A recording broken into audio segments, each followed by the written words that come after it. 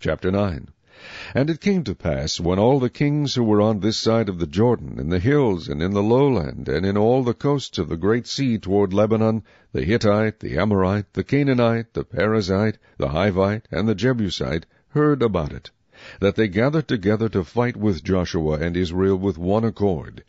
But when the inhabitants of Gibeon heard what Joshua had done to Jericho and Ai, they worked craftily, and went and pretended to be ambassadors.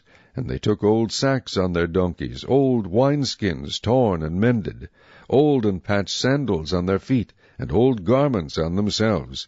And all the bread of their provision was dry and mouldy.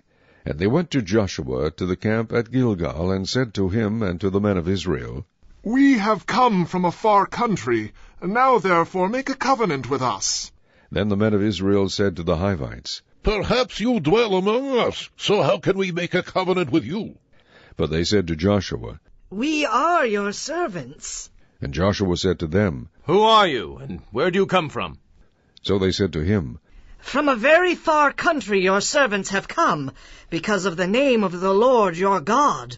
For we have heard of his fame, and all that he did in Egypt, and all that he did to the 2 kings of the Amorites who were beyond the Jordan, to Sihon, king of Heshbon, and Og, king of Bashan, who was at Ashtaroth. Therefore our elders and all the inhabitants of our country spoke to us, saying, Take provisions with you for the journey, and go to meet them, and say to them, We are your servants, now therefore make a covenant with us. This bread of ours we took hot for our provision from our houses on the day we departed to come to you. But now look, it is dry and mouldy, and these wineskins which we filled were new, and see, they are torn.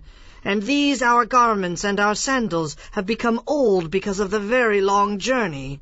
Then the men of Israel took some of their provisions, but they did not ask counsel of the Lord. So Joshua made peace with them, and made a covenant with them to let them live. And the rulers of the congregation swore to them. And it happened at the end of 3 days after they had made a covenant with them, that they heard that they were their neighbors who dwelt near them. Then the children of Israel journeyed and came to their cities on the 3rd day. Now their cities were Gibeon, Chephirah, Beeroth, and Kirjath-jearim. But the children of Israel did not attack them, because the rulers of the congregation had sworn to them by the Lord God of Israel. And all the congregation complained against the rulers. Then all the rulers said to all the congregation, We have sworn to them by the Lord God of Israel. Now therefore we may not touch them. This we will do to them. We will let them live, lest wrath be upon us, because of the oath which we swore to them. And the rulers said to them, Let them live, but let them be woodcutters and water carriers for all the congregation, as the rulers had promised them. Then Joshua called for them, and he spoke to them, saying, Why have you deceived us, saying we are very far from you when you dwell near us? Now therefore you are cursed, and none of you shall be freed from being slaves, woodcutters and water carriers for the house of my God.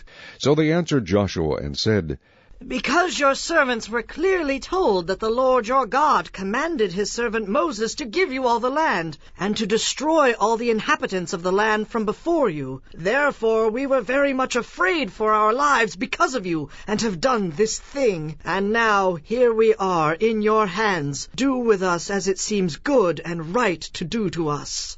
So he did to them, and delivered them out of the hand of the children of Israel, so that they did not kill them.